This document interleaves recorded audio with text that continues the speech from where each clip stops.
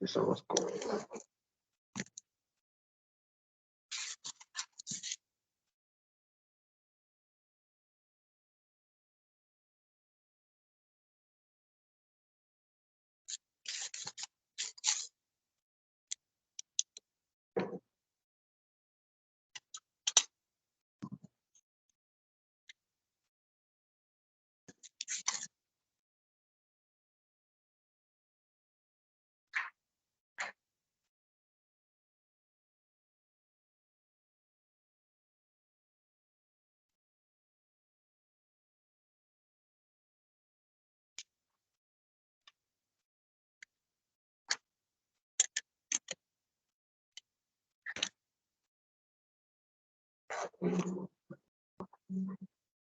¿Sí, no?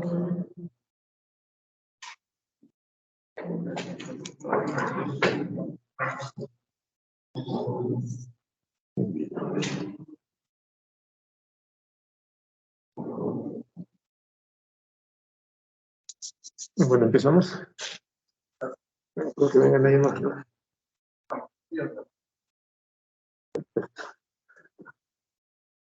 Muy bien. Entonces, hoy día vamos a tomar el tema de cáncer de tiroides y en segundo lugar tiroiditis. Hago primero cáncer porque es, digamos, es la continuación de la clase del día de ayer de nódulos tiroideos. Entonces, como todo cáncer, son tumores malignos que en este caso van a comenzar en las células tiroideas. En realidad es un cáncer, los cánceres tiroideos son raros. En comparación con cánceres de otro tipo, de otra estirpe. Pero dentro de las neoplasias endocrinas es la más frecuente, de lo que representa más o menos el 1% de los cánceres en general, pero el 90% de las patologías endocrinas malignas. Afecta aproximadamente a cerca de 137,000 personas cada año y la frecuencia es de de 4 casos por cada 100,000 habitantes. Su incidencia a nivel mundial varía entre 0,8 a 0,5 para varones y 1,9 a 19,4 para mujeres por cada 100,000 habitantes, lo cual significa pues de que es mucho más frecuente en mujeres que en varones, en una proporción de 3 a 1. La mortalidad es de 4 casos por millón de habitantes, es decir, de que no son, al no ser muy frecuentes, también es menor la cantidad de pacientes que van a fallecer por un cáncer de tiroides. Y esto va a estar relacionado también al tipo de cánceres que pueda presentarse en los pacientes. Como vamos a ver, los cánceres más frecuentes son el papilar y el folicular, y como vamos a ver, son los cánceres más benignos que existen.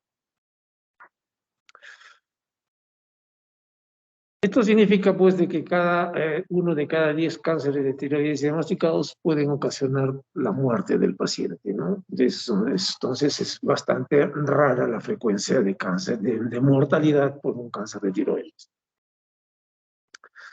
Se observa más comúnmente en personas mayores de edad, pero hay cánceres que pueden presentarse inclusive hasta en pacientes más jóvenes. Estos hechos básicos que mencionamos, los vamos a mencionar nuevamente posterior, los hemos mencionado el día de ayer también, ¿no? Que tenemos que tomar siempre presentes, ¿no? Que hay un mayor riesgo si el paciente ha sido expuesto a altas dosis de radiación durante la infancia, ¿no? Entonces, si un niño que haya recibido algún tipo de radiación en el cuello o cercano al cuello, puede desencadenar pues, un cáncer de tiroides. Y su incidencia aumenta también con la dosis de radiación recibida. El cáncer incluso se dice que puede aparecer hasta 40 años o más después de la exposición a la radiación. Es decir, que si un niño pues, recibe una radiación a los 10 años, puede hacer cáncer inclusive a los 60, 70 años recién. Entonces, es muy frecuente la radiación, la relación entre radiación y cáncer de tiroides. Se ha visto de que existen otros trastornos tiroideos como el óseo, por ejemplo, y que puede desencadenar también un mayor aumento del riesgo de cáncer. Por ejemplo, en el caso del linfoma se asocia mucho más frecuentemente con la tiroiditis de Hashimoto.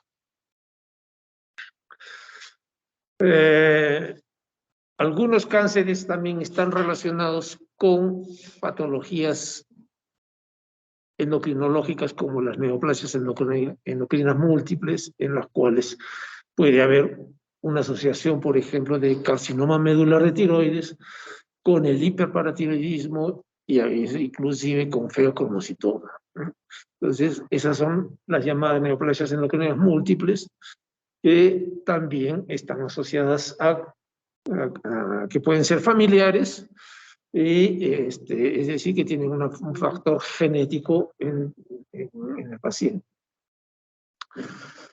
Habíamos mencionado también el día de ayer de que los extremos de la vida son los más frecuentes de tumores malignos, si es que estos presentan un nódulo tiroideo.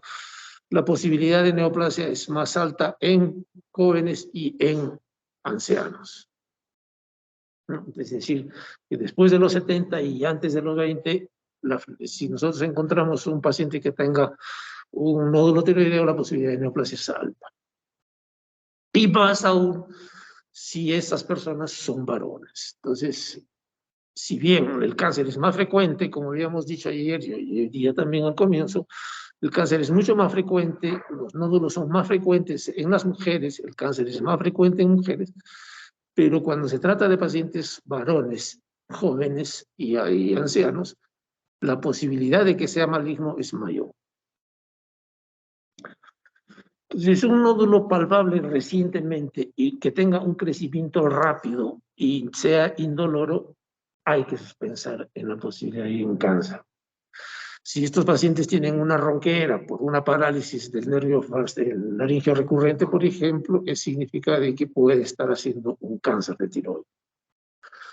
Todo tumor mayor de 4 centímetros debemos de pensar de que puede ser un cáncer de tiroides. Y aún más si es que nosotros encontramos adenopatías palpables, ¿no? Entonces, si ese paciente tiene adenopatías palpables, la posibilidad de cáncer también es alta.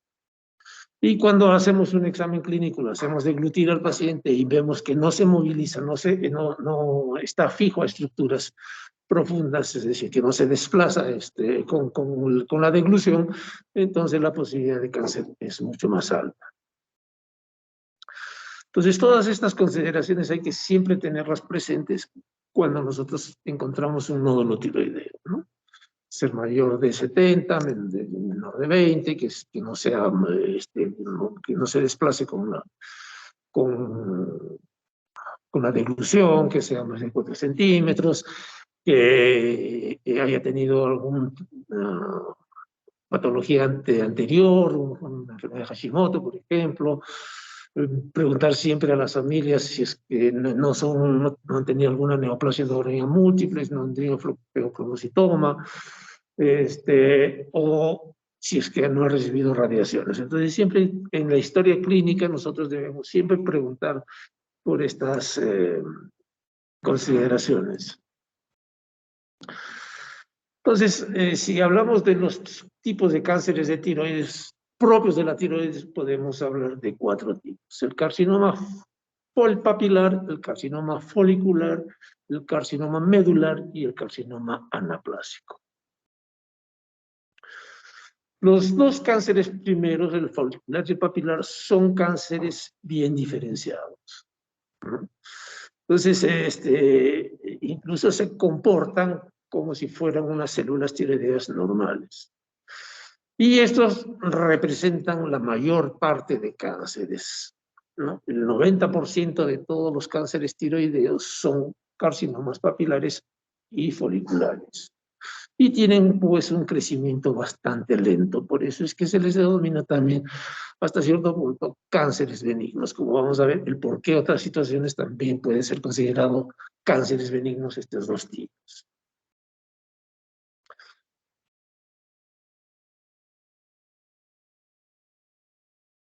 Entonces empezamos con el carcinoma papilar. Es la neoplasia más frecuente que nosotros encontramos a nivel de la tiroides y lógicamente sí, es el carcinoma endocrinológico también mucho más frecuente. Lo podemos encontrar hasta en un 70%, incluso hay series que hablan hasta de un 90% de cánceres papilares en las series que ellos consideran. Su incidencia es mayor en las mujeres en una proporción de 7 de cada 10 pacientes son mujeres, es decir, en una proporción de 4:1. Y, como hemos dicho, las personas siempre con antecedentes de irradiación cervical, y es mucho más frecuente en la cuarta década de la vida. Pero también se ha visto que puede encontrarse en edades por antes y después de esta década, es decir, hasta se ha visto cánceres papilares hasta en pacientes muy jóvenes. Como habíamos dicho que tiene una baja malignidad, es decir, por el crecimiento tan lento que tiene, el paciente puede fallecer de cualquier otra causa y a veces no por el cáncer papilar de tiroides. Es uno de los cánceres más benignos que puede haber.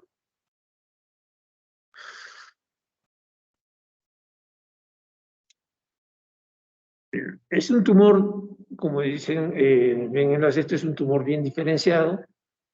En el momento del diagnóstico podemos encontrar, pues, en el estudio anatomopatológico, imágenes en vidrio esmerilado. Y podemos encontrar calcificaciones. Como habíamos mencionado el día de ayer, cuando encontramos calcificaciones en la ecografía, hay que pensar en un cáncer, y en este caso, un cáncer papilar de tiroides. La presencia de metástasis a otras zonas es muy infrecuente. Menos del 5% de casos se va a presentar metástasis. Entonces, es una neoplasia pues indolente, larvada y de un buen pronóstico.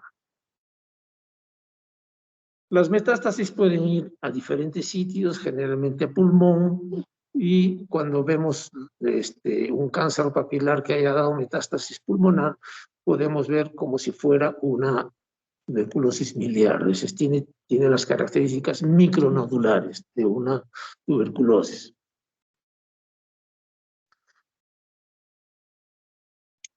Además, vamos a encontrar pues, en sus células que son positivas para la tiroglobulina y para el factor de transcripción.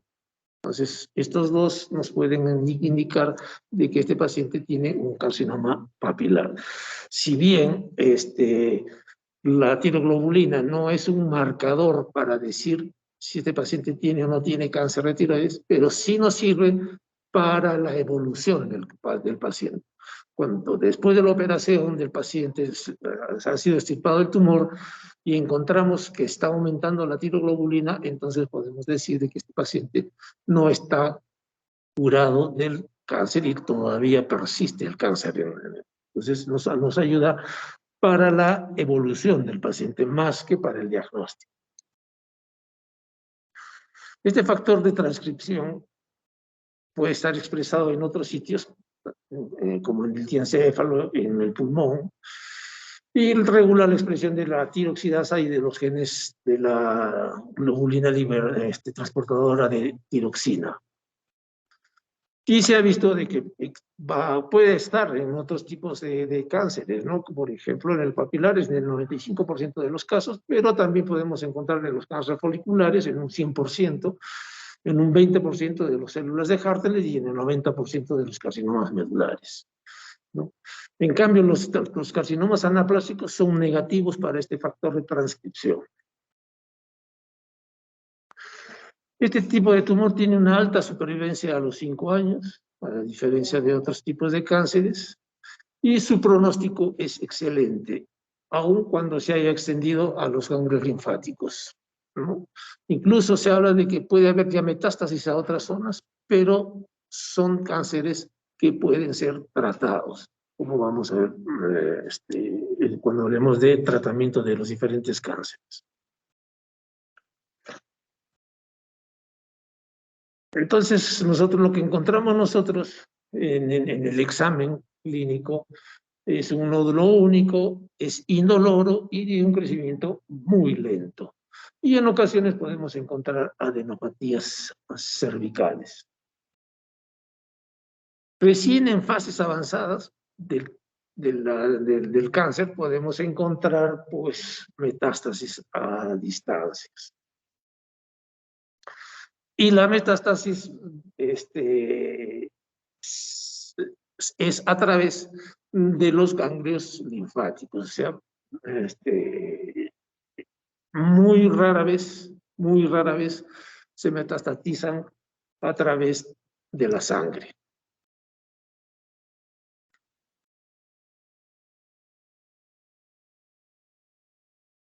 El siguiente tipo de cáncer, nosotros vamos a hablar sobre el carcinoma folicular de tiroides.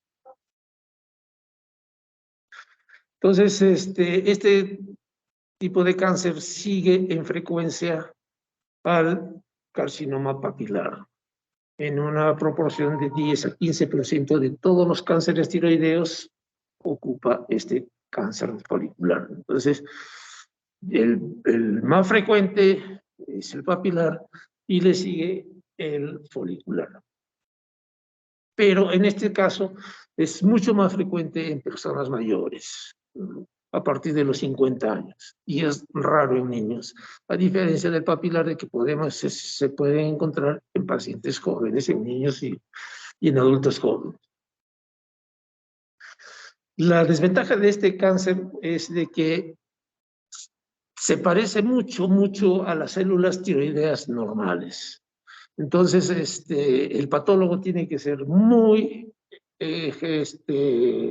expedito para poder decir si es un cáncer o no, porque a veces se puede confundir si no tiene mucha práctica con decide que es un paciente que no tiene cáncer, que son células normales, y de repente es un cáncer folicular, ¿no? Es tan similar las células que hay que tener mucha práctica en relación al patólogo.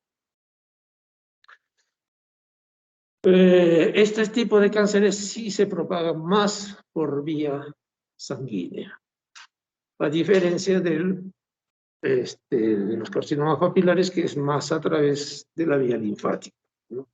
Y sus sitios de metástasis generalmente es pulmón y hueso. La clínica es muy similar al carcinoma papilar. Vamos a encontrar un nódulo tiroideo indoloro de consistencia variable. Generalmente vamos a encontrar a decir que es un nódulo duro.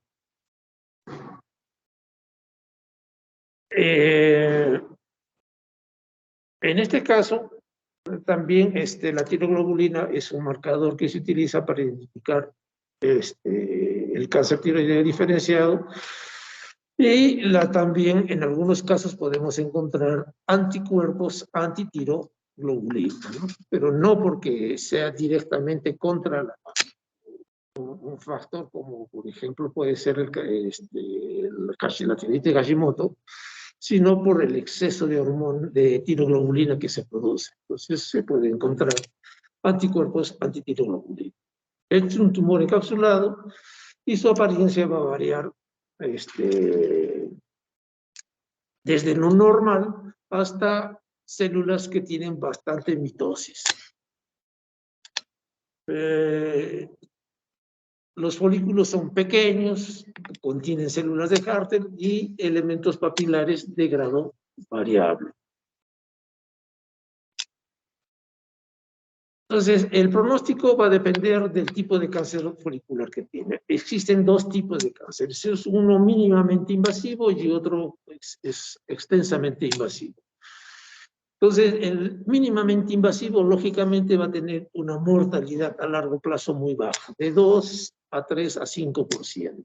En cambio, el carcinoma folicular extensamente invasivo tiene una mortalidad a largo plazo hasta del 50%. ¿No? Entonces, depende, en este caso, no podemos decir un carcinoma folicular simplemente, sino qué variedad es, si es mínimamente invasivo o extensamente invasivo. El extensamente invasivo va a tener metástasis mucho más temprano. Otro cáncer muy frecuente, no frecuente, pero sí que tenemos que tener mucha incidencia es el carcinoma medular, ¿no? Este carcinoma procede de las células parafoliculares o células C, es decir, que son los cánceres que van a producir la calcitonina, ¿no? Porque las células C son las que producen la calcitonina. Entonces, estos tipos de cánceres no dependen no son dependientes de las células tiroideas que van a producir las hormonas tiroideas, sino de las células parafoliculares. Entonces, entre las células hay una sustancia amiloide que va a facilitar su identificación histológica. Se presenta a cualquier edad, pero es mucho más frecuente también en personas de edad avanzada a partir de los 50 años. También es más común en mujeres y este tipo de cáncer da metástasis tempranas, tanto por vía linfática como por vía sanguínea. La clínica vamos a encontrar un nódulo normalmente de crecimiento lento, pero inclusive antes de que nosotros podamos de repente encontrar el nódulo o el tumor en la tiroides, ya puede haber dado metástasis. O sea, es muy invasivo este tipo de carcinoma. Y las metástasis más frecuentes son también pulmón, hueso e hígado. Y a veces, como hemos dicho, antes de que aparezca el tumor en el cuello, ya puede haber metástasis. Entonces, a veces las manifestaciones clínicas las da las metástasis y no la alteración a nivel de la tiroides. Por suerte, este carcinoma es muy raro, tiene una presentación de un 5 a 7% de todos los cánceres tiroideos. Y desde el punto de vista de tratamiento, pues es agresivo y difícilmente tratable. Pero si logramos nosotros encontrar este tipo de cáncer tempranamente, podríamos llegar al tratamiento curativo. Entonces, esto es como son cánceres que se producen a nivel de las células parafoliculares, entonces van a producir calcitonina y el antígeno carcino embrionario. Entonces, cuando nosotros hacemos un estudio, vamos a pedir antígeno carcino embrionario y vamos a pedir calcitonina. Pero también pueden producir otro tipo de hormonas, por ejemplo, histamina, la ACTH, la serotonina. Entonces, cuando nosotros hacemos un estudio, debemos también pues, pedir este tipo de hormonas polipeptídicas. Como no son dependientes de las células tiroideas, entonces no son captantes de yodo. Las únicas células que van a captar yodo son las células que están en los folículos, las que van a producir hormonas tiroideas.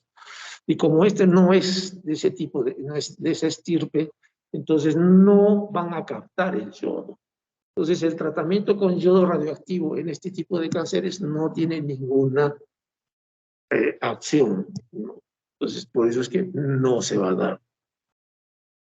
Y lo que se utiliza es un el Caprelsa, que es la Vandetanib, que es un inhibidor oral de los receptores de la tirosina quinasa, y de esta forma puede mejorar el pronóstico del cáncer medular de tiroides, ¿no? Esto ya ha sido aprobado por la FDA. Uy, pasó.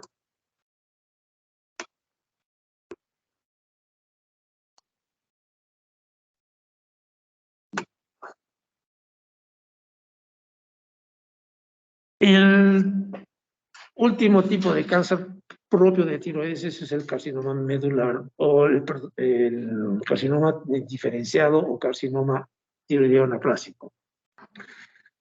Es el menos frecuente, representa el 1 a 2% de todos los cánceres tiroideos, pero es el de gran malignidad, ¿no? También procede de las células parafoliculares, es decir, que tampoco tienen acción el yodo radioactivo en este caso. Su incidencia máxima es después de los 65 años, ¿no? Y mucho más frecuente en mujeres que en varones, en una proporción de 1.5 a 1. Y su mortalidad pues es bastante elevada, desde un 90 al 100%, es decir que el carcinoma medular, el carcinoma anaplásico es el más frecuente en producir problemas de tipo fallecimiento del paciente por un cáncer. Es altamente mortal. Su índice de supervivencia es 3 a 6 meses. O sea, nosotros hacemos el diagnóstico y a los 3 a 6 meses el paciente ya puede estar pues, falleciendo. No tiene cápsulas y aparecen como una masa pétrea que invade otras estructuras. Las células son atípicas y puede dar metástasis también a través de los ganglios y a distancia, preferentemente, como todos los cánceres de tiroides, generalmente pulmón, hueso e hígado, ¿no? Y en este caso, muchas veces va también a cerebro. La clínica se caracteriza por la aparición de un tumor cervical anterior, que suele ser doloroso, que crece rápidamente y que tiene una consistencia dura, pétrea. Entonces, eso nos va a indicar de que este cáncer pues digamos, puede ser diagnosticado rápidamente, pero lamentablemente es tan agresivo que prácticamente no existe tratamiento. Como es de crecimiento rápido y con consistencia muy dura, pétrea, nos puede dar signos locales rápida, tempranamente, como ronquera, disfagia, disfonía, ¿no? Entonces, las células tiroideas no son normales y ni siquiera se comportan como ellas. Y como no son dependientes de TSH y como no son células que captan yodo, entonces son resistentes al tratamiento con yodo radioactivo. En el carcinoma indiferenciado, entonces, se presentan células atípicas con numerosas mitosis y predominan células fusiformes y células gigantes multinucleadas. Entonces, en este caso, pues el tratamiento solamente es paliativo, ¿no? Últimamente se está utilizando la doxorubicina y que ha logrado controlar en un porcentaje limitado de pacientes. Otros cánceres que pueden haber en la tiroides es el linfoma, ¿no? Nosotros hablamos de los 4 tipos de cánceres frecuentemente y el linfoma, que es mucho más raro.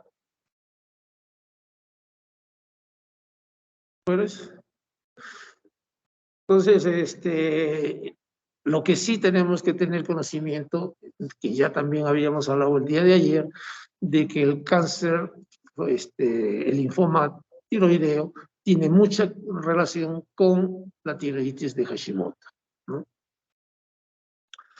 Desde el punto de vista clínico, es muy parecido al carcinoma anaplásico, pero su crecimiento es un poco más lento que este, ¿no? Y generalmente es por células por las células B.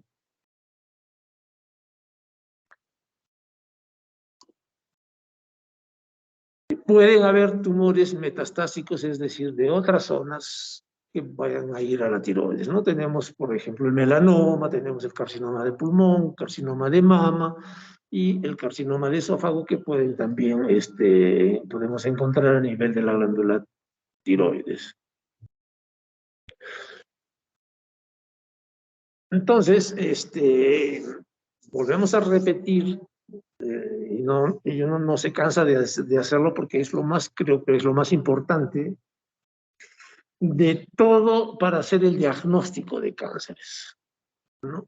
Ante todo tumor tiroideo siempre debemos tener antecedentes de radiación cervical, tener que sea un paciente varón de menor de 20 años o mayor de 70, que tenga un nódulo único, que sea mayor de 4 centímetros, que tenga una aparición rápida y un crecimiento también rápido, su consistencia pétrea, presencia de adenopatías cervicales, signos de compresión y invasión a estructuras proximales. Entonces nosotros debemos hacer siempre la sospecha de un cáncer tiroideo, ¿no? Eso es lo que no debemos olvidar nunca, porque si nosotros hacemos el diagnóstico temprano, podemos de repente salvar a un paciente.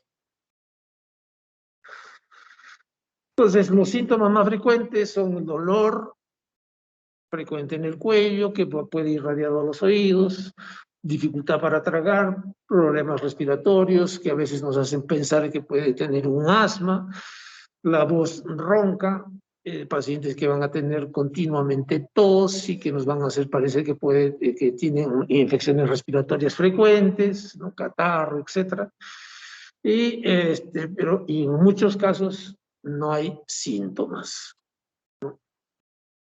En los exámenes que nosotros vamos a pedir en un paciente que tenemos sospecha de cáncer, lógicamente, ayer habíamos dicho de que a todo paciente con un nódulo tiroideo debemos hacer estudios de hormonas tiroideas. Lógicamente que el estudio de hormonas tiroideas no nos va a ayudar mucho, no tiene un valor diagnóstico diferencial. En todos los cánceres podemos encontrar igual el TSH, el T3, el T4 igual. La tiroglobulina, lo habíamos dicho que solamente vamos a correlacionar para la evolución, más no para hacer diagnóstico. Lo mismo la calcitonina. La calcitonina tampoco no es un marcador de cáncer de medular de tiroides, sino para ver la evolución del cáncer de tiroides. Si estamos dando tratamiento, si lo hemos operado, y si persiste aumentada la calcitonina, significa que el cáncer sigue en el paciente. Podemos hacer las ecografías, una cervical de alta resolución, en la cual vamos a encontrar pues, el tumor que nos va a indicar las características de un cáncer de tiroides, como habíamos mencionado el día de ayer. La gamografía no nos ayuda mucho, excepto para metástasis y también para ver tumores que puedan estar infiltrando hacia el mediastino. La biopsia, sí, la biopsia con aguja fina es el que tiene mayor valor dentro de lo que es cánceres para estudios de nódulos tiroideos y descartar si es benigno o maligno. La tomografía y la resonancia magnética tampoco no son de mucha ayuda. El pronóstico depende del tipo de estirpe de cáncer que nosotros tengamos. Hemos dicho de que si es un carcinoma papilar o folicular, simplemente su evolución ya nos está indicando de que es un tumor benigno porque es muy lento su crecimiento e incluso cuando da metástasis puede ser tratado. Entonces, aparte de la parte quirúrgica de un tumor que tenga un carcinoma papilar y folicular, sacando toda la glándula, pueden quedar incluso células o tanto en la tiroides o en la zona de la tiroides como en las zonas metastásicas.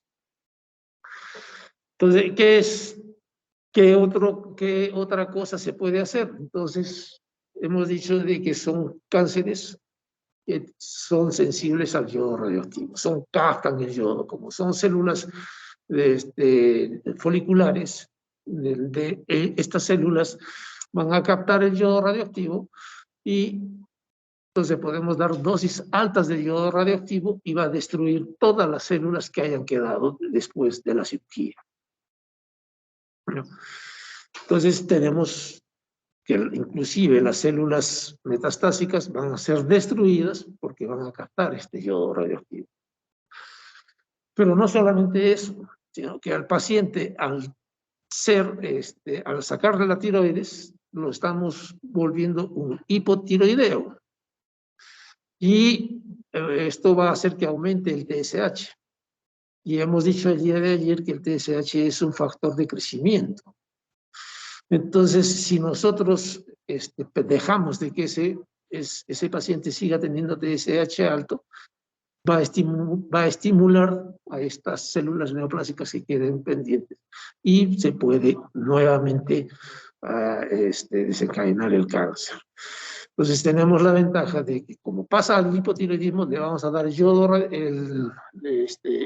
hormonas tiroideas con la finalidad no solamente de sacarlo del hipotiroidismo, sino que baje el TSH para que así no sea el estímulo de crecimiento para las células neoplásicas que esté presentes. Por eso decíamos que los cánceres papilar y folicular son, aparte de ser de crecimiento lento, benignos, son fácilmente tratables, tanto con la parte quirúrgica, con el yodo radioactivo y con las hormonas tiroideas. No así el carcinoma anaplásico ni el carcinoma medular, que como no son dependientes de este tipo de células, no captan el yodo y no van a ser destruidas por el yodo radioactivo, ni con las dosis más altas que tú les puedas dar. Entonces, y tampoco son dependientes de TSH. Entonces, solamente se tiene que hacer tratamiento quirúrgico o radioterapia o quimioterapia. Entonces, linfoma también, radiaciones externas y quimioterapia.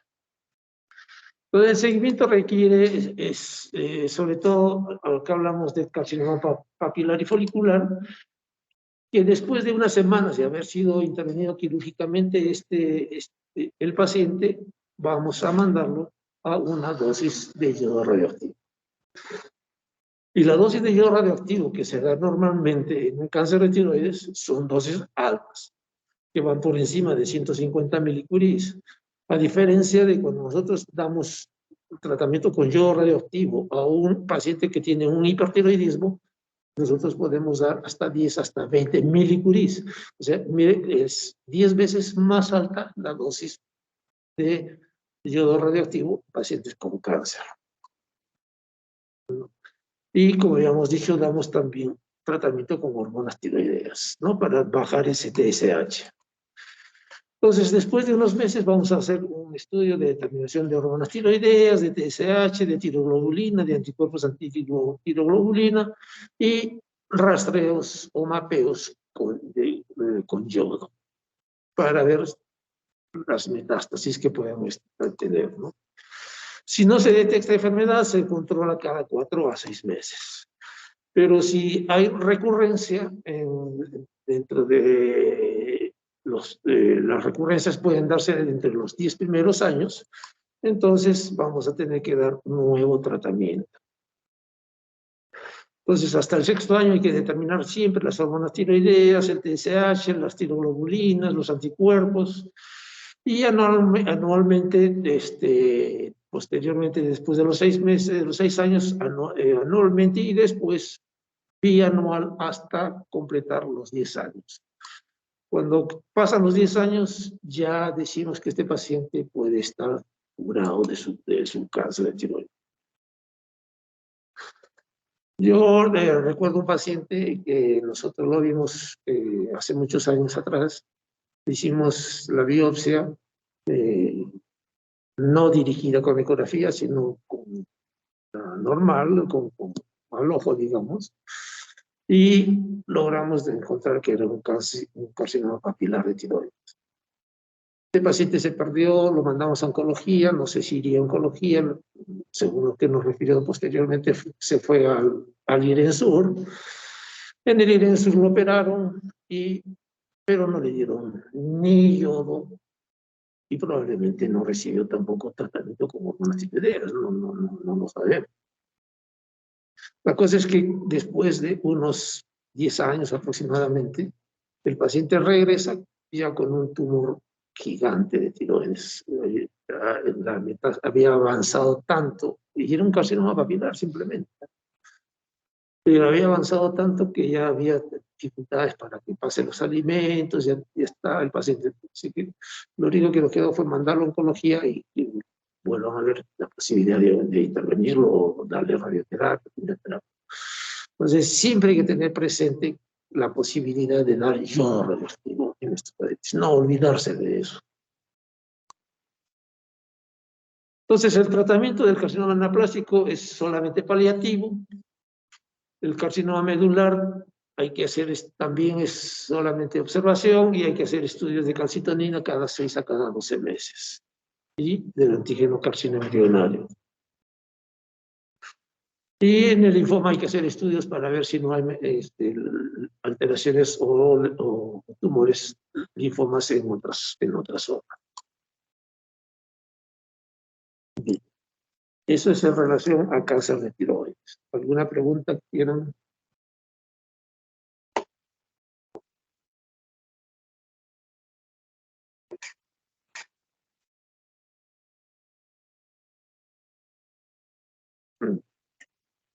Entonces, la clase de ayer tiene mucha relación, como les decía, con la clase de hoy día, porque justamente hablando de nódulos tiroideos, tenemos que hacer el descarte de que sean benignos o malignos, ¿no? Y cuando hablamos de malignos, tenemos todas estas patologías del cáncer medular, papilar, folicular y el cáncer anaplásico. Si no hay preguntas, entonces pasamos al siguiente tema, que es tiroiditis.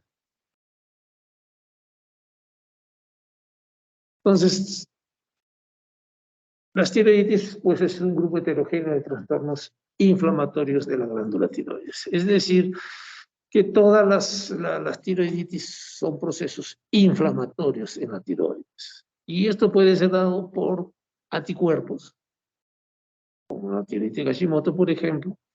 Puede ser por procesos de infecciones bacterianos, puede ser por procesos virales, o puede ser inclusive por drogas como el interferón o la miodarona, por ejemplo. Bueno, todas las tiroiditis van a producir un daño a las células tiroideas, y por consiguiente van a producir una salida, una gran cantidad de hormonas tiroideas de la glándula tiroides, y puede llevarnos a un estado de hipertiroidismo.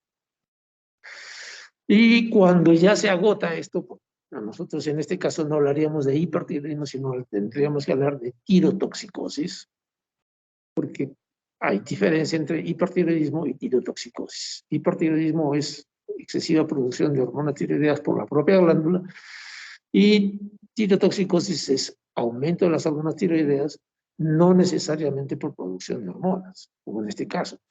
Las tiroiditis, por ejemplo, solamente no hay una mayor producción de hormonas, sino una mayor salida, porque la glándula es un depósito de hormonas tiroideas. Entonces hay salida, no hay producción, sino salida. Entonces, al haber salida, va a haber también va a llegar el momento en que la gran cantidad de hormonas que tenemos en la tiroides va a disminuir, y vamos a pasar más bien a un estado de hipotiroidismo, ¿no? Y después, por la mayoría de tiroiditis van a tener una etapa de recuperación y se va a normalizar, ¿no? Excepto como vamos a ver, Hashimoto, que puede pasar ya a un hipotiroidismo definitivo. Entonces, en base a eso, nosotros podemos clasificarlas a las tiroiditis en una tiroiditis infecciosa, ¿no? Que puede ser aguda, bacteriana, o una tiroiditis subaguda o tiroiditis de Carvalho. Puede ser problemas de tipo autoinmune, como las que nos van a llevarnos a una tiroiditis atrófica, boceógena, como el Hashimoto, o variantes de otro tipo, como la linfocítica indolora y la posparto. La tiroiditis de Reiner, tiroiditis post-radiación, tiroiditis medicamentosa y tiroiditis traumática. Existen otras clasificaciones, que por ejemplo podemos decir solamente tiroiditis aguda y las tiroiditis subagudas, dentro de ellas la de Carvalho, la tiroiditis indolora y las tiroiditis crónicas, que son la tiroiditis de Hashimoto y la tiroiditis de Reiner. Entonces hay diferentes formas de clasificar a las tiroiditis. Entonces la primera tiroiditis que nosotros vamos a ver es la tiroiditis infecciosa. Infecciosa o bacteriana o tiroiditis también aguda. Es una patología poco frecuente, ¿no? Y se puede presentar en ambos sexos, puede presentarse a cualquier edad, ¿no? Se dice pues de que el tejido tiroideo raramente se infecta porque tiene unas características muy peculiares, como es, por ejemplo, que tiene una cápsula, lo cual va a proteger de las infecciones. Además, tiene una rica vascularización y además todavía capta gran cantidad de yodo y produce el peróxido de hidrógeno, o sea, para la producción de hormonas tiroideas. Y sabemos que el yodo y el peróxido de hidrógeno son sustancias antibacterianas, son bactericidas. Entonces, por todas estas causas, la tiroides pues está bien protegida de los problemas infecciosos. Pero a pesar de eso, puede haber problemas de una tiroiditis de tipo infeccioso bacteriano. La cantidad de gérmenes que pueden afectar son todos los conocidos, los estreptococos, estafilococos, incluso salmonela, puede haber la pasteurela, puede haber la actinomyces, puede haber hongos, ¿no? Entonces, cualquier germen puede infectar la glándula tiroides. Entonces,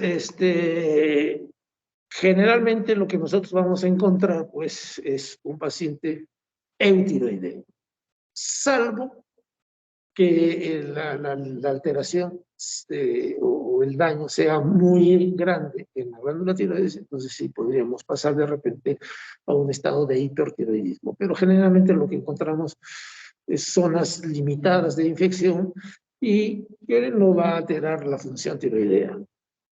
Entonces vamos a encontrar un paciente con un estado de eutiroidismo. Es infecciosa, generalmente es un solo lado y generalmente es el lado izquierdo, el lóbulo izquierdo. Pero algo que sí va a ser característico es el dolor. Como es un proceso inflamatorio, infeccioso, va a haber dolor. Edema, fiebre, escalofríos, todos los signos inflamatorios de un proceso bacteriano. Va a haber disfagia, puede haber calor y eritema en la zona y puede haber incluso hasta adenopatías. El paciente va a estar en un mal estado general, puede estar séptico, ¿no? Si sobre todo si hay un absceso. Entonces, lo que nosotros vamos a encontrar en el examen clínico o en el examen del laboratorio, mejor dicho, es una leucocitosis. Es un paciente que vamos a encontrar con leucocitosis. Las hormonas tiroideas van a estar normales. La gammagrafía vamos a encontrar una zona hipocaptante en la zona donde está el proceso infeccioso, ¿no? Es decir, que no va a captar. Vamos a encontrar lo que habíamos conversado el día de ayer, un nódulo de frío. Entonces, si nosotros hacemos la biopsia por aspiración, vamos a buscar la salida de pus de la zona, ¿no? Y vamos a hacer un frotis y un cultivo, ¿no? Entonces, un gran y un cultivo ya nos van a dar a indicar qué tipo de germen puede estar contaminando esta. El tratamiento son medidas generales como para bajar la temperatura, el dolor, antibióticos, generalmente antibióticos de amplio espectro, ¿no? Y si hay un absceso, hay que drenar. Entonces, lo que nosotros vamos a encontrar en estos pacientes generalmente es un proceso de tipo infeccioso, bacteriano.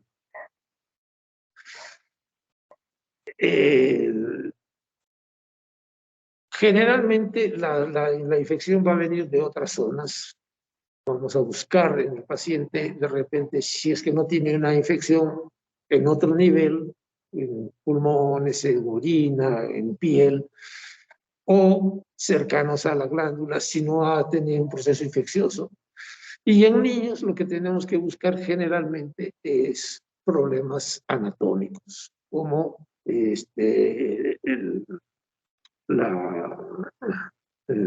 la persistencia del conducto tiroidoso.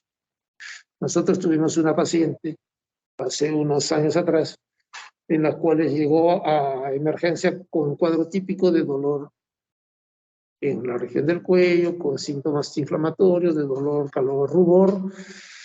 Y cuando se hizo la palpación, pues se encontró que había fluctuación y había un absceso. Se lo llamó cirugías, se hizo la aspiración, se abrió pus y se lo mandó a operar. El cirujano drenó el absceso, la paciente mejoró, se fue a su casa. A los 2 o 3 meses, nuevamente la paciente regresa con un cuadro similar. Y recién nos hacen la interconsulta a nosotros y cuál es la posibilidad diagnóstica que tenía esta paciente. Pensamos que podía tener una persistencia del conducto tiroidoso y eso está infectando la glándula tiroides. Entonces, cuando se le indicó al cirujano esa posibilidad, el cirujano entró a intervenir y, lógicamente, lo que encontró fue una persistencia del conducto tiroidoso. Entonces, en niños, generalmente, el problema es un problema anatómico. Entonces, vamos a tener, pues, perdón,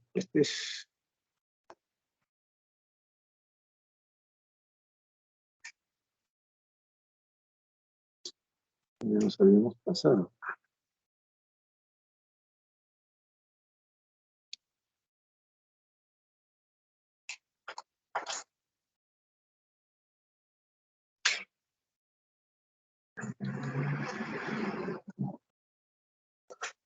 Entonces, si bien es rara la tiroiditis aguda bacteriana, siempre tenemos que tener presente, sobre todo en pacientes niños, como les digo. La siguiente tiroiditis es la tiroiditis de Carbain. La tiroiditis de Carbain, también llamada tiroiditis granulomatosa, porque cuando se hacen los estudios de biopsia encontramos granulomas en la glándula tiroides, ¿no?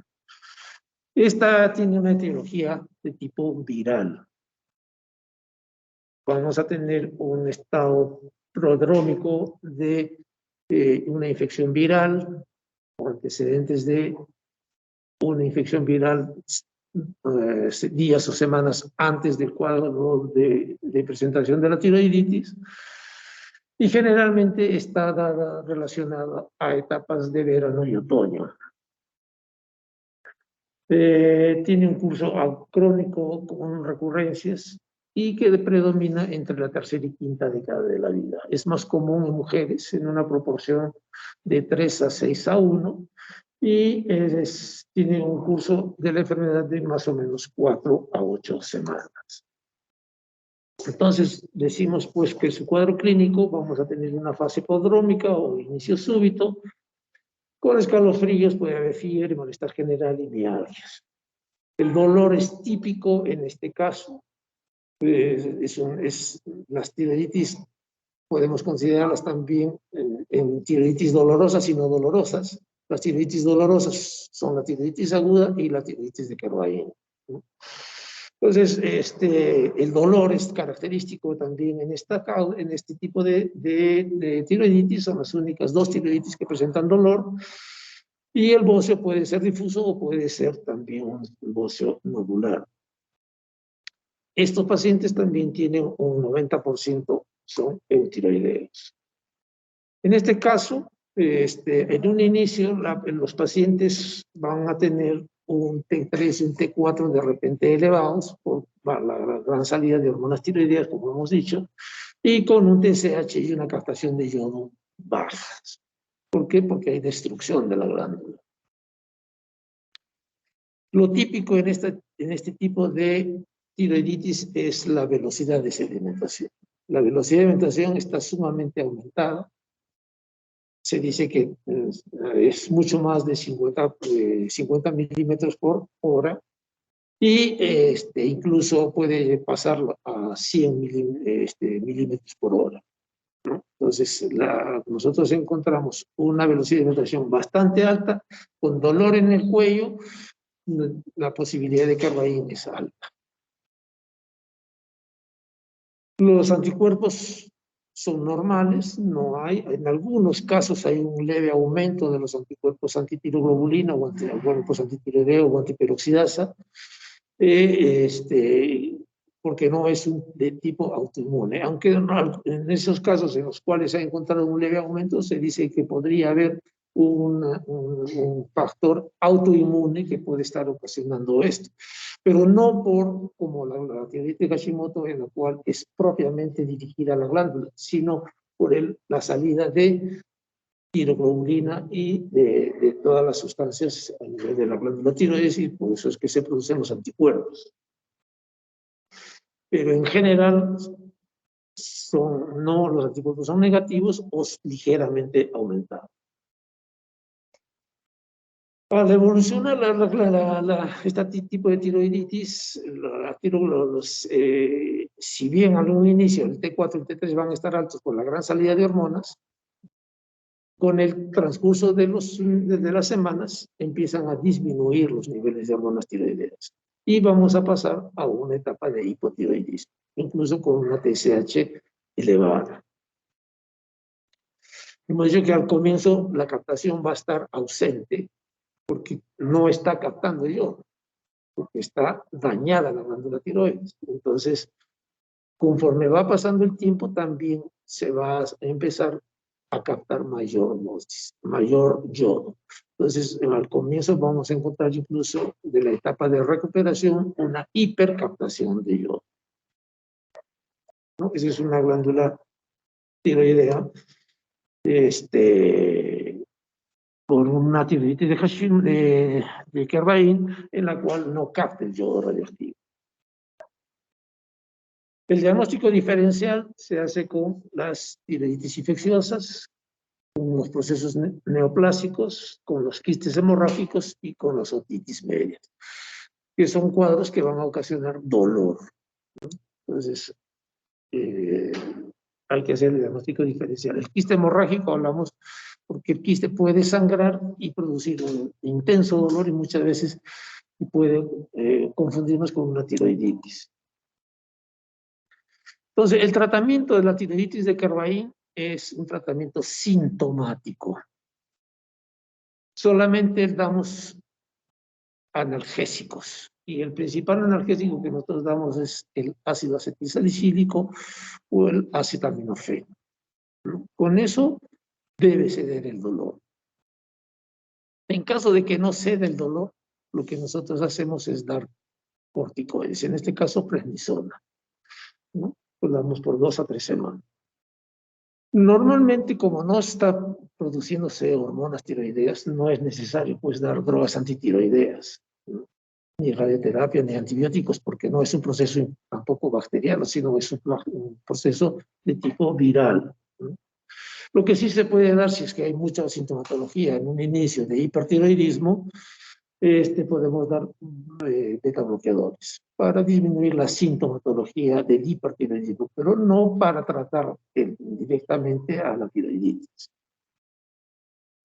Y cuando pasa ya la etapa de hipotiroidismo, si el paciente tiene un cuadro de hipotiroidismo severo, con sintomatología que le molesta al paciente, entonces podemos dar hormonas tiroideas, en este caso la levotiroxina.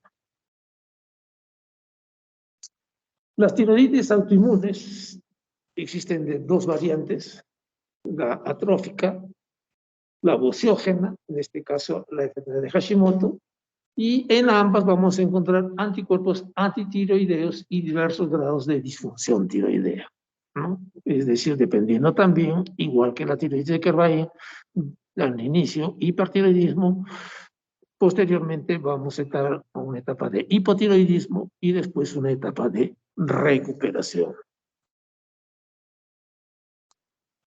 Entonces, la tiroiditis atrófica, hablamos de que va a llevar a una tiroiditis, a una tiroides pequeña, con infiltración linfocitaria y tejido fibroso. Y lo más frecuente en Hashimoto más bien es que encontremos un bocio en la infancia, mucho más frecuentemente se presenta en mujeres entre los 30 y 50 años. La tiroides está crecida en forma difusa y su consistencia es variable, puede ir de una consistencia dura a una consistencia blanda. Se puede asociar a otras enfermedades autoinmunes. Como son problemas de tipo autoinmune, entonces muchas veces podemos encontrar diabetes tipo 1, podemos encontrar artritis reumatoidea, cualquier tipo de enfermedad autoinmune. En relación a la fisiopatología, hay una predisposición genética,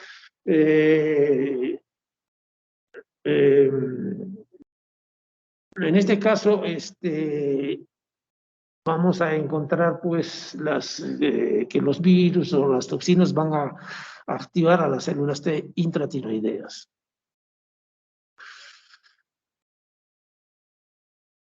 Lo que vamos a encontrar muy frecuentemente en este tipo de tiroiditis más bien es un aumento de los anticuerpos antiperoxidasa y anticuerpos antirreceptor de TSH, anticuerpos antitiroglobulina. La tiroiditis de Hashimoto es la que más frecuentemente produce anticuerpos. Entonces, cuando nosotros hacemos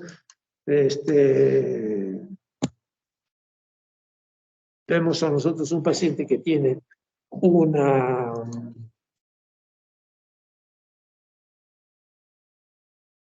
¿qué pasó?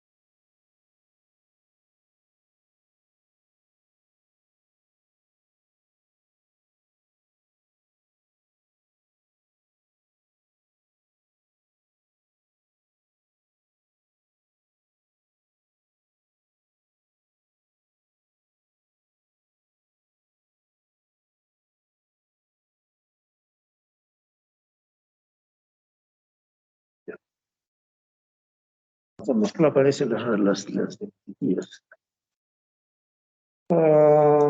Entonces, las manifestaciones clínicas de tiroiditis de Hashimoto pues fluctúan desde síntomas, desde sin síntomas a síntomas francos como eczedema, ¿no? Es decir, que pueden ir de asintomáticos hasta un hipotiroidismo por deficiencia de hormonas tiroideas, cuando ya pasa a la etapa de hipotiroidismo. Generalmente se encuentran pues en pacientes mujeres de mediana edad. Lo que muchas veces nos comentan los pacientes, de repente vienen por una molestia a nivel del cuello, como una tirantez o una leve disfagia, y cuando hacemos los estudios encontramos de repente un nódulo tiroideo o un bóceo, y si hacemos el estudio de anticuerpos, vamos a encontrar anticuerpos antitiroideos altos. Eso nos está indicando que este paciente puede tener un Hashimoto. En el examen vamos a encontrar pues un óseo simétrico, agrandado, muy firme, doloroso, puede ser lobulado a veces, y puede haber una compresión, una disfagia o disfonía. En cerca del 2 a 4% de pacientes, hemos dicho que todas las tiroiditis van con una etapa de hipertiroidismo, ¿no? En Hashimoto muchas veces debuta más bien con un estado de hipotiroidismo.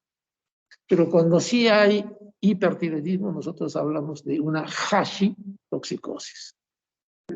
Es decir, de que el paciente puede tener un hipertiroidismo en un inicio en Hashimoto. Pero en la mayor cantidad de pacientes, los pacientes van a debutar de frente con un estado de hipotiroidismo. Entonces es un desorden inmunológico, hay linfocitos sensibilizados, hay antígenos y que van a estimular la producción de anticuerpos, ¿no? Y estos anticuerpos van a reaccionar con los antígenos y van a producir la destrucción de la glándula. Puede haber una predisposición genética y entonces lo que nosotros vamos a buscar en el examen clínico, en los estudios de laboratorio, es que el 80% de pacientes van a tener un T3 y un T4 y un TSH normales. Hemos dicho que puede haber la etapa de hashitoxicosis, en la cual podemos encontrar un T3 y un T4 alto, y después, cuando ya pasa a la etapa de hipotiroidismo, vamos a encontrar más bien un T3, T4 bajo y un TSH alto. Hemos dicho de que los anticuerpos antitiroideos, antitiroglobulina y anticuerpos antiperoxidasa son medibles en un 85%. Esta es la tiroiditis en la cual nosotros encontramos mayor aumento de anticuerpos.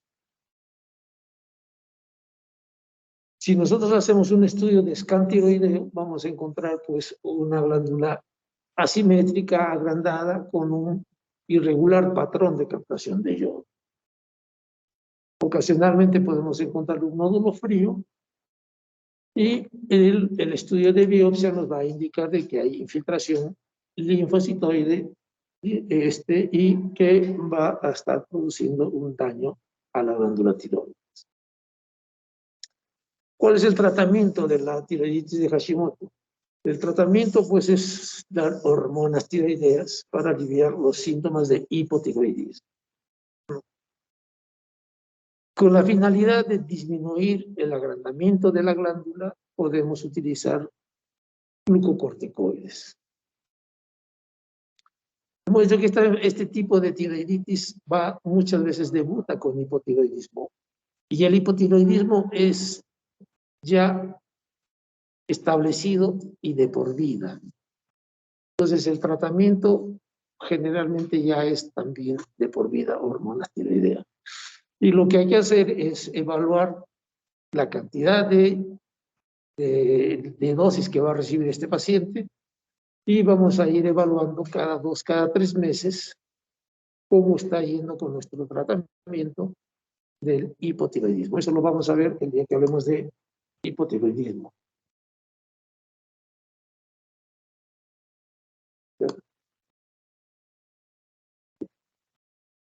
La otra tiroiditis crónica es la tiroiditis de Rieder. Algunos consideran que la tiroiditis de Rieder es la misma, es una tiroiditis de Hashimoto, pero en la cual se va a producir una fibrosis del tejido tiroideo. Es bastante raro y su etiología es incierta, ¿no?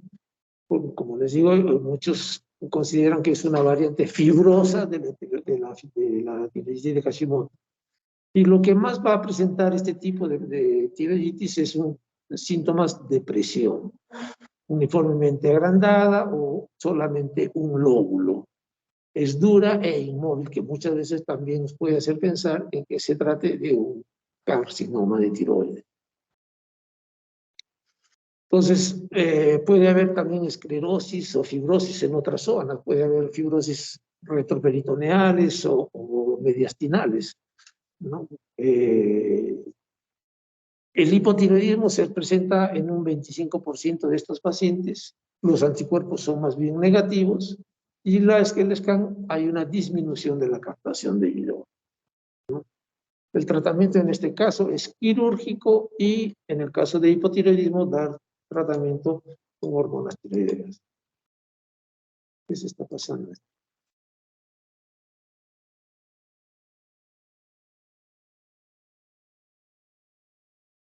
Existen otros tipos de tiroiditis, que no son las tiroiditis indolor, no son las tiroiditis de Riedel o las tiroiditis dolorosas, ni son las tiroiditis crónicas como Hashimoto. Y están dadas por otras causas, por otras sustancias que se pueden dar. Por ejemplo, la tiroiditis inducida por radiación. En este caso, nosotros cuando damos yodo radioactivo a un paciente con hipertiroidismo, vamos a producir una tiroiditis. Por eso, en el tratamiento con hipertiroidismo, con yodo radioactivo, lo que se trata es primero llevarlo al eutiroidismo con la finalidad de que no produzca destrucción de la glándula. Y de esta forma, la gran salida de hormonas tiroideas que nos pueden llevar a un estado de tormenta tiroidea. Entonces, ¿por qué? Porque el yodo en dosis altas, el yodo radioactivo en dosis altas, nos va a llevar a destrucción de la glándula. Entonces, al destruir la glándula, estamos produciendo nosotros una tiroiditis por radiación. Entonces, ocasionalmente, pues, podemos dejar desencadenar una tirotoxicosis y posteriormente puede más bien llevarnos a un hipotiroidismo. También puede haber tiroiditis inducidas por drogas como la miodarona, el litio, la interferona, citoquinas, que pueden también causar una tirotoxicosis en un inicio y después pasar a un hipotiroidismo. Ustedes saben que el tratamiento con amiodarona en pacientes que tienen arritmias cardíacas pueden desencadenar tanto hiper como hipotiroidismo, porque la amiodarona tiene en su estructura el yodo. Entonces puede desencadenar un cuadro de tiroiditis. Bien. Esto es más o menos lo que queríamos conversar. ¿Hay alguna duda? Parece que se han mezclado las diapositivas. Me empezó a salir no sé por qué.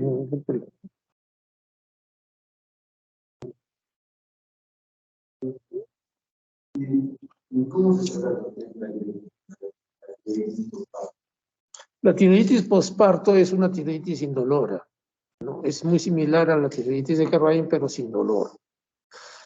Es una de las tiroiditis que también tienen anticuerpos positivos, pero no en el rango de una tiroiditis de Hashimoto. Todas las tiroiditis básicamente solamente la conducta es expectante. La tiroiditis de postparto es la tiroiditis indolora, pero que se presenta en el año después del parto. Es la única diferencia de la tiroiditis indolora, ¿no? Algunos consideran que es lo mismo y otros la dividen en tiroiditis indolora y la tiroiditis postparto. Pero al final es lo mismo. Para mí es lo mismo. Entonces, todas las tiroiditis, como hemos dicho, van a entrar en una etapa de hipertiroidismo, porque hay destrucción de la glándula y gran salida de las hormonas que están depositadas en la glándula, Y no por eso es que nos van a llevar a un estado de hipertiroidismo. Entonces, solamente damos tratamiento con beta bloqueadores en caso de que la sintomatología de hipertiroidismo sea muy alta, muy intensa para el paciente, muy molestosa. Pero después entra una etapa de recuperación, ¿no? Y mejor dicho, hay una gran salida de hormonas, conforme va disminuyendo la producción de hormonas, va a entrar en una etapa de tiroidea y después entra en una etapa de hipotiroidismo. Y después de esta etapa de hipotiroidismo se recupera. Entonces, tiene el mismo procedimiento de la tiroiditis de Hashimoto, con dos diferencias que existen. Una, que Hashimoto generalmente debuta como hipotiroideo, en cambio la tiroiditis postparto y la tiroiditis indolora debutan como hipertiroideo, pero sin dolor, a diferencia de la tiroiditis de Kervain. ¿No? Y si hacemos estudios de anticuerpos, Kervain no hay anticuerpos, hemos dicho, y si es muy baja. La tiroiditis indolora tiene un poco más de anticuerpos y la Hashimoto es mucho más alta los anticuerpos. Entonces, eso nos puede hacer las diferencias entre las tiroiditis. El dolor en Kervain y la velocidad de sedimentación alta. En las indoloras, hipertiroidismo, eutiroidismo, hipotiroidismo, recuperación. Hashimoto debuta por hipotiroidismo y en algunos casos puede haber hashitoxicosis, pero la mayoría va a pasar al hipotiroidismo definitivo. ¿No? Entonces, esas son las diferencias. Entonces, solamente tratamos las tiroiditis si es que está en etapa de hipertiroidismo con betabloqueadores. En caso de tiroiditis dolorosas, para dar para el dolor. En caso de tiroiditis agudas por bacterianas, antibióticos. Y en casos de tiroiditis indolora y hashitoxicosis, si en etapa de hipertiroidismo, solamente betabloqueadores. Y si pasan al hipotiroidismo, damos hormonas tiroideas. Con dosis de 50, 75 microgramos, dosis bajas, no son necesarias dosis más altas. Y en esos pacientes, en caso de tiroiditis indolora y tiroiditis postparto, el gran porcentaje va a ir a la recuperación. Muy poco es el porcentaje que puede ir al hipotiroidismo también definitivo. En cambio, Hashimoto es al revés. La mayor parte van a ir al hipotiroidismo. Y cuando ya pasan al hipotiroidismo, tenemos que dar hormonas tiroideas. Ese es el tratamiento. Básicamente es el resumen de lo que se trata de tiroiditis, ¿no? Recuerden siempre, aguda, proceso infeccioso, con signos de inflamatorios, dolor, calor, rumor, y fiebre, malestar general, etc. Tratamiento antibióticos. Tiroiditis de Kervain, dolor sin las manifestaciones, pero sí cuadros de hipertiroidismo, cuadros de hipotiroidismo y recuperación. La tiroiditis indolora, no hay dolor, lógicamente. Tanto la postparto como la indolora, no hay dolor, pero sí puede debutar como hipertiroideo, ¿no? Entonces, muchas veces hay que hacer el diagnóstico diferencial con enfermedad de Graves, por ejemplo. La diferencia con Graves es de que cuando nos viene la duda, cuando el paciente tiene más de 3 meses de evolución. Si tiene menos de 3 meses de evolución, ahí no vamos a saber si es que es una tiroiditis indolora en su etapa de hipertiroidismo o es una enfermedad de Graves. En cambio, las tiroiditis generalmente pasando los 3 meses ya se recuperan. Entonces, ya debe estar pasando por lo menos a la etapa de hipotiroidismo. En cambio, Graves va a seguir hipertiroidea. Entonces, la duda viene antes de los 3 meses. Antes de los 3 meses, ¿qué podríamos hacer? Una pregunta para ustedes, por ejemplo. Para descartar si es Graves o es una tiroiditis indolora. En los dos vamos a encontrar de repente anticuerpos. La clínica te va a dar Ricard y hipertiroidismo, ambos. Si yo tengo una duda, ¿qué le pido? Le puedo pedir una gammagrafía. La gammagrafía me va a indicar si es una tiroiditis, no va a captar. Vamos a encontrar hormonas tiroideas altas, ¿sí? En Graves también. TSH bajo, sí. En Graves también. Pero la captación de yodo en las tiroiditis en etapa de hipertiroidismo no va a captar. Entonces vamos a encontrar una captación baja. En cambio, Graves vamos a encontrar una captación alta. Entonces, si yo tengo una duda de que esto sea una tiroiditis subaguda indolora o un Graves, pido gamografía. Y eso me va a decir, si no capta, tiroiditis. Si capta mucho, Graves. Eso me hace el diagnóstico.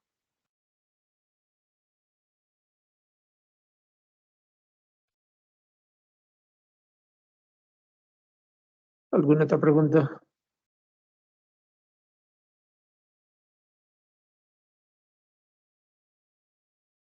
Bien. Entonces, no sé si se ha apagado. No. Entonces, mañana hablamos de hipertiroidismo y hipotiroidismo, que está muy relacionado a lo que es tiroiditis también, porque tiroiditis tiene parte de hiper y parte de hipo. Y nada más, ya pasa mañana creo que nos toca más bien diabetes, ¿no? Ya. Bien, si no hay ninguna pregunta, espero que haya quedado más o menos claro todo. Que vean bien la diapositiva, no sé qué es lo que ha pasado con las diapositivas, ¿no? Yo he estado revisando en la mañana y estaba bien, no sé, me he confundido algo.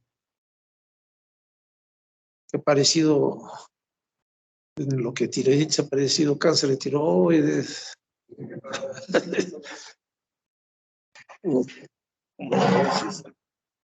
El que no sabe manejar computadora, pues estamos fregados. Metemos la pata. ¿Qué habré hecho? No sé. Muy bien, chicos, entonces mañana nos vemos con los que vengan. Está haciendo frío.